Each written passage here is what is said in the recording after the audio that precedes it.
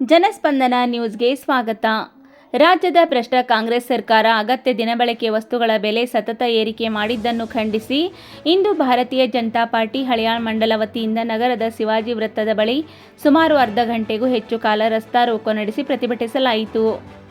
ಮಾಜಿ ಶಾಸಕರಾದ ಸುನಿಲ್ ಹೆಗ್ಡೆಯವರು ಪ್ರತಿಭಟನೆಯಲ್ಲಿ ಪಾಲ್ಗೊಂಡು ರಾಜ್ಯದಲ್ಲಿ ಸಿದ್ದರಾಮಯ್ಯ ನೇತೃತ್ವದ ಕಾಂಗ್ರೆಸ್ ಸರ್ಕಾರ ಅಧಿಕಾರಕ್ಕೆ ಬಂದಾಗಿನಿಂದ ಜನಸಾಮಾನ್ಯರನ್ನು ಅಗತ್ಯ ಪದಾರ್ಥಗಳಾದ ಹಾಲು, ಪೆಟ್ರೋಲ್, ಡೀಸೆಲ್ ಹಾಗೂ ಇನ್ನಿತರ ವಸ್ತುಗಳ ಮೇಲೆ ಬೆಲೆ ಹೆಚ್ಚಿಸಿ ಶೋಷಣೆ ಮಾಡುತ್ತಿದೆ.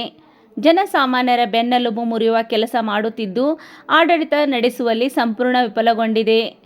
ಸರ್ಕಾರದ ಜನವಿರೋಧಿ ನೀತಿ ವಿರುದ್ಧ ಬಿಜೆಪಿ ನಿರಂತರವಾಗಿ ಹೋರಾಟ ಮಾಡಿಕೊಂಡು ಬರುತ್ತಿದೆ. ಕಿವಿ ಕಣ್ಣು ಇಲ್ಲದ ರೀತಿ ಈ ಸರ್ಕಾರ ವರ್ತಿಸುತ್ತಿದೆ ಎಂದು ಅವರು ಸರ್ಕಾರ ಕೂಡಲೇ ಏರಿಸಿರುವ ಬೆಲೆ ಇಳಿಸಬೇಕು ಎಂದು ಒತ್ತಾಯಿಸಿದರು. ಮಾಜಿ ವಿಧಾನ ಪರಿಷತ್ ಸದಸ್ಯರಾದ ಎಸ್.ಎಲ್. ಘೋಟ್ನೇಕರ್ ಅವರು ಮಾತನಾಡಿ, ಅಗತ್ಯ ದಿನಬಳಕೆ ವಸ್ತುಗಳ ಮೇಲೆ ದರ ಏರಿಕೆ ಮಾಡಿರುವುದು ಖಂಡನೀಯ. ರಾಜ್ಯದಲ್ಲಿ ಗ್ಯಾರಂಟಿ ಯೋಜನೆಗಳ ಹೆಸರಿನಲ್ಲಿ ಕಾಂಗ್ರೆಸ್ ಸರ್ಕಾರ ಆಡಳಿತಕ್ಕೆ ಬಂದಿದ್ದು ಇದೀಗ ಸರ್ಕಾರದ ಖಜಾನೆ ಖಾಲಿಯಾಗಿದೆ ಎಂದು ಆರೋಪಿಸಿದರು.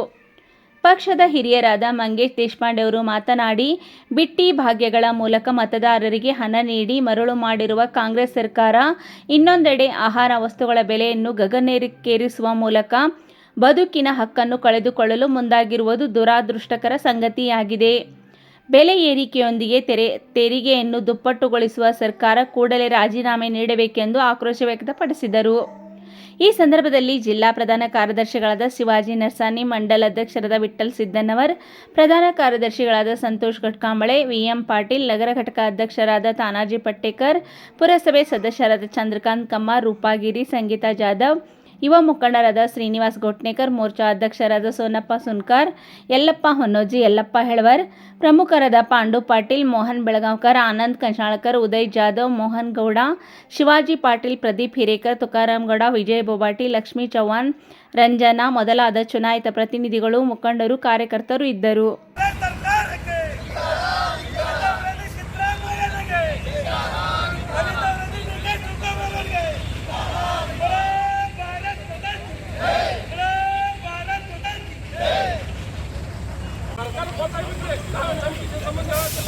ಜನರು ಬಡವರಿಗೆ ಏನು ಮಾಡಿದ್ರೆ ಸಂಜೆ ಹೊತ್ತಿಗೆ ಏನು ಮಾಡಿ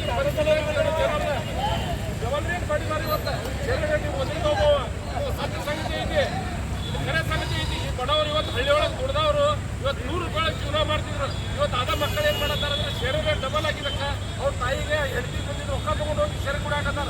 ಯಾಕಂದ್ರೆ ಅವ್ರು ಕೇಳೋ ರೊಕ್ಕ ಹೊಳೆ ಹಾಕಿಲ್ಲ. ಇಂಥ ಪರಿಸ್ಥಿತಿ ಇವತ್ತು ಸರ್ಕಾರ ತೊಗೊಂಡು ಬಂದಿದ್ದೀವಿ ಜನರ ಮೇಲೆ. ಹೇಳಿದ್ರೆ ಸರ್ಕಾರದವ್ರು ಜನರಿಗೆ ದರ ಏರಿಸಿದ್ರು, ಡಬಲ್ ಮಾಡಿದ್ರು. ಪಾಪ ಏನು ತಪ್ಪಿಂದ ಅಂಗಡಿದವರು ಡಬಲ್ ರೇಟ್ ತುಂಬ ಹಾಕತ್ತಾರೆ. 100 ರೂಪಾಯಿ ಬಿಡೋದು 240 ಮಾಡಿದ್ದಾರೆ. ಈ ರೀತಿ ಎಲ್ಲ ಒಂದರ ಮೇಲೆ ಒಂದು ಬೆಲೆ ಏರಿಕೆ ಮಾಡಕತ್ತಾರೆ. ಒಂದು ತಿಂಗಳಿಗೊಂದು ಪ್ರತಿಭಟನೆ ಮಾಡಿದ್ರು ಧಾರವಾಡ ಗಾಡಿ ಡಿಜಿವರೆಗೂ ಹೋಗೋದು ಪ್ರತಿಭಟನೆ ಭಾರತೀಯ ಜನತಾ ಪಾರ್ಟಿಗಿಂತ ಬಂಧುಗಳೇ ಈದಲ್ಲಿ ಮೀನಾ ತೊಗೊಂಡು ಹೊಂಟಿ ಅಂತೆ ಮನೆಗೆ ಹೋಗಿ ಫಸ್ಟ್ ಕ್ಲಾಸ್ ಫ್ರೈ ಮಾಡಿ ಊಟ ಮಾಡಿ ತಿನ್ನೋಣ ಅಂತ ಹೇಳಿದಂತೆ. ಆಕೆ ಹೆಂಡತಿ ಹುಚ್ಚಿಚ್ಚಾಗಿ ಏನಪ್ಪ ನೀ 3 ತಿಂಗಳ ಗೃಹಲಕ್ಷ್ಮಿ ಬಂದಿಲ್ಲ, ಅಡಿಗೆ ಎಣ್ಣೆ ರೇಟ್ ಹೆಚ್ಚಿಗೆ ಆಗೈತೆ, ಮಸಾಲೆ ರೇಟ್ ಹೆಚ್ಚಿಗೆ ಆಗೈತೆ, ಗ್ಯಾಸ್ ರೇಟ್ ಹೆಚ್ಚಿಗೆ ಆಗೈತೆ, ಆಮೇಲೆ ನಿಮ್ಗೆ ಪೆಟ್ರೋಲ್ ಡೀಸೆಲ್ ಹೆಚ್ಚಿಗೆ ಆಗೈತೆ. ನಿನಗೆ ಎಲ್ಲಿನ ಮಸಾಲೆ ಹಾಕಿ ಏನು ಮಾಡೋದೈತಿ? ಇಷ್ಟೆಲ್ಲ ತುಟ್ಟಿ ಮೀನಾ ತಿನ್ನಕ್ಕೆ ಆಗೋದಿಲ್ಲಪ್ಪ. ಮೀನಾ ಪುಕ್ಕಟ್ ಸಿಕ್ಕೈತಿ, ಬಾಕಿದ ಯಾರು ಪುಕ್ಕಟ್ ಕೊಡೋರು ಅಂತ ಹೇಳಿದ ಮೇಲೆ ಅವ್ನು ಏನು ಮಾಡಿದಾನೆ, ಮೀನಾ ಹೊಳ್ಳಿ ನೀರಿಗೆ ಬಿಟ್ಟಾನೆ. ಆ ಮೀನಾ ನೀರಿಗೆ ಹೋಗ್ಬೇಕಾದ್ರೆ ಜೈ ಸಿದ್ದರಾಮಯ್ಯ ಅಂತ ಹೇಳಿ